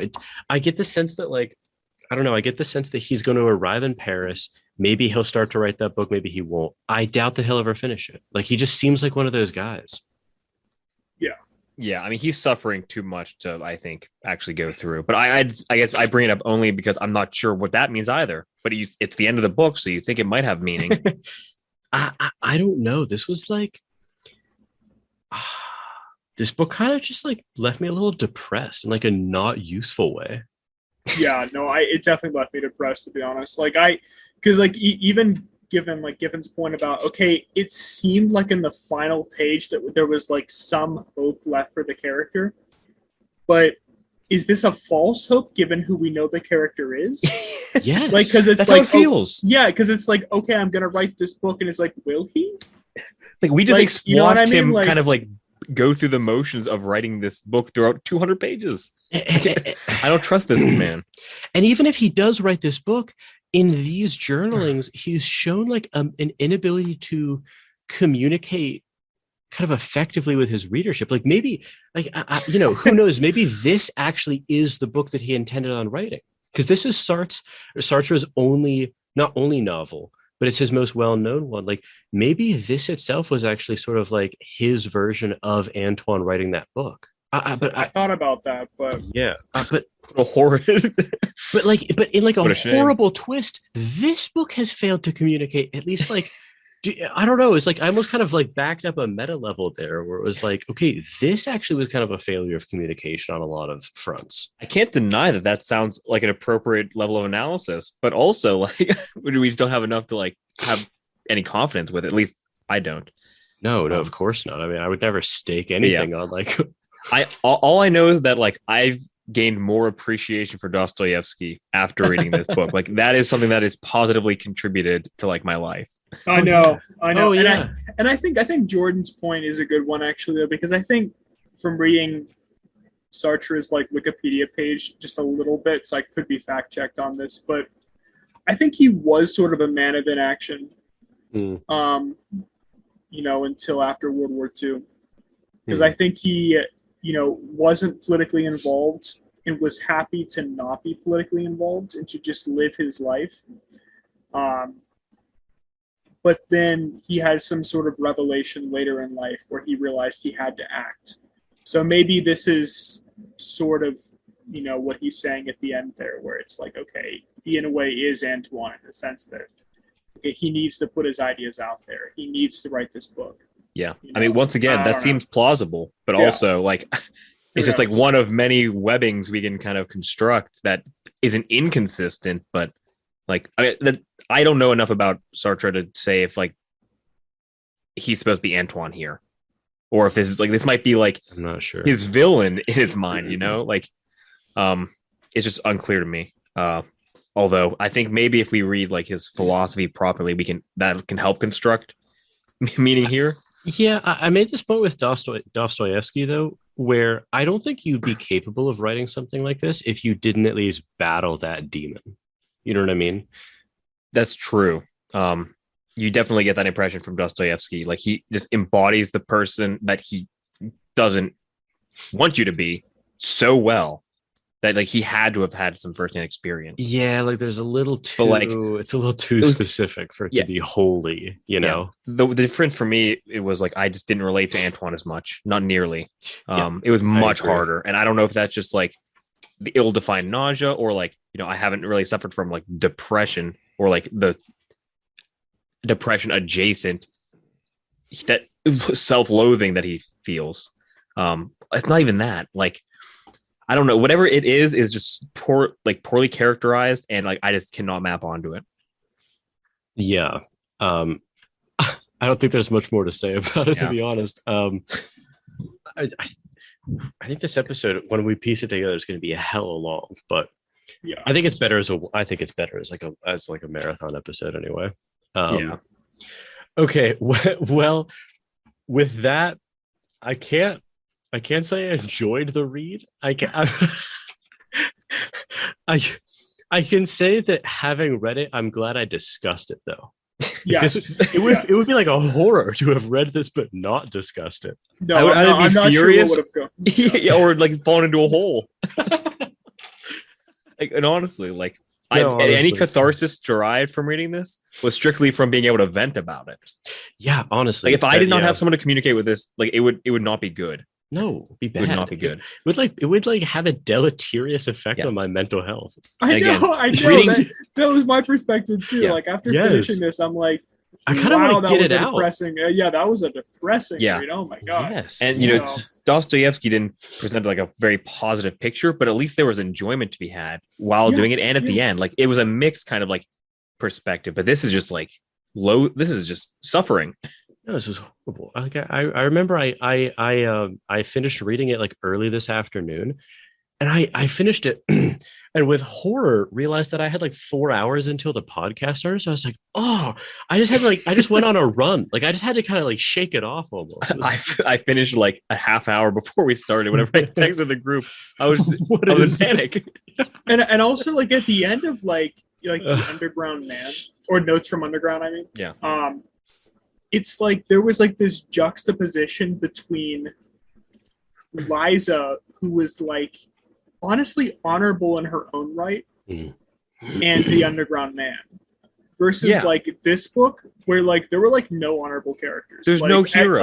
There's the only chance was the self-taught man. the least honorable. I mean, like honestly though, who does that leave after that? Like the woman who plays the song for him, like the Corsican. Like the Corsican is the hero of the novel. Honestly, he appears on like 2.5 pages, and he's the hero of the novel. Yeah, no, and even he's like depicted as absurd as like, you know, always like scolding the children and like this being like, but even scenes like that aren't necessarily like even funny. They're just more so like, I don't know. They're just... No, I did not laugh once reading this book. Yeah, it's like I laughed many times at Notes from Underground. Notes from Underground was funny. Hilarious, but insightful. This was miserable. No, this was like absurd. Like it was like, okay, even like the flashing scene, like describing the young 10-year-old girl as like rat-faced and wicked. Like, you know what I mean? Like it's just like, that's not funny. Like I don't know what was This is awful. That's horrible. Like the descriptions of the man like in the fog. I mean, it's like disturbing. It's like it was very disturbing. It's like almost something out of like a nightmare. So I really hope, because I know Sartre is one of the most famous individuals of all time. Right, like this is like the number one. Sure. I mean, not even beyond existentialism, because he was very political too. Like he is just like one of the most famous French figures of all time. He won the Nobel Prize in Literature. I hope not for this. I am desperate to understand. In 1964, I think. Please tell me it wasn't for Nausea. Oh dear God. Dullards over there in the Nobel Institute. Well, when was Nausea written? I mean, in the 30s, 38. I believe our original copy was from. Yes, 1938. 1938. Then yeah, it was definitely for Nausea and other books, because in some sense, because it's not didn't for invalidate the prize, because it's not like for like a specific book, the Nobel Prize. It's for like contribution. Yeah. So yeah.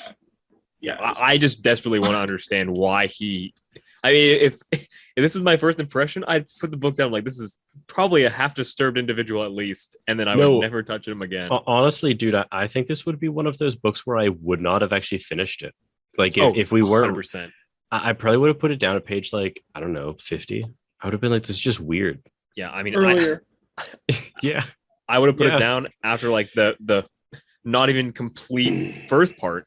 I would have made it 40 pages out of 250. Like I got the gist. Like, come on. I mean, I can just consume a couple TikToks and get the gist. All right. Well, we've opined about it enough at this point. I don't know what we'll do next, but we'll definitely continue the series on existentialism. So tune in next time for hopefully a better read. Well, I hope you enjoyed that episode of Plato's Cave. I always enjoy discussing topics with these two guys. So if you want to support the show in any way, you can do so simply by sharing it. I'm hoping to get this show out to more people. And so if you want to share it on Twitter or social media, that would really help me. You can also rate it on Apple Podcasts, like this video if you're watching on YouTube, or subscribe via Apple Podcasts or an RSS feed. You can also discuss it on your own show and link back to my website, or you can connect me with recommended guests or topics to cover. You can get in contact with me at platoscavepodcast@gmail.com. Follow me on Twitter at Jordan_C_Myers, and I now have a website for my philosophy endeavors at jordanmyers.org. If you want to know a little bit more about me and my fellow co-hosts, as I said in the introduction, I'm a master's student in philosophy at the University of Houston. I did my undergrad at the University of Pittsburgh, where I studied mechanical engineering and philosophy, and now that I'm back at school, I'm hoping to more closely study moral responsibility, free will, ethics, epistemology, and moral psychology. Those are topics that I was introduced to and got really interested in my undergrad work. So Adam and Giffen accompanied me on this show, and Adam is one of my oldest friends. We actually met in kindergarten, and we've been interested in philosophical topics for as long as we can remember, and in a lot of ways it's been the basis of our friendship. Adam studied chemistry and biology at Cornell, and he is currently working at a law firm. And he's especially interested in moral responsibility as well, but also law, religion, and free will. Giffen is also one of my oldest friends, and we've been friends since elementary school as well. Giffen studied biology and economics at RPI, and now he works in human health research. He believes that there's very interesting overlap between both of his fields of study and philosophy, and he's particularly interested in exploring political philosophy. So this series was right up his alley. And with all of that information, again, I hope that you enjoyed this episode, and I hope that you get in contact with me or follow my work in any way that you deem reasonable to do. So with that, thank you for listening.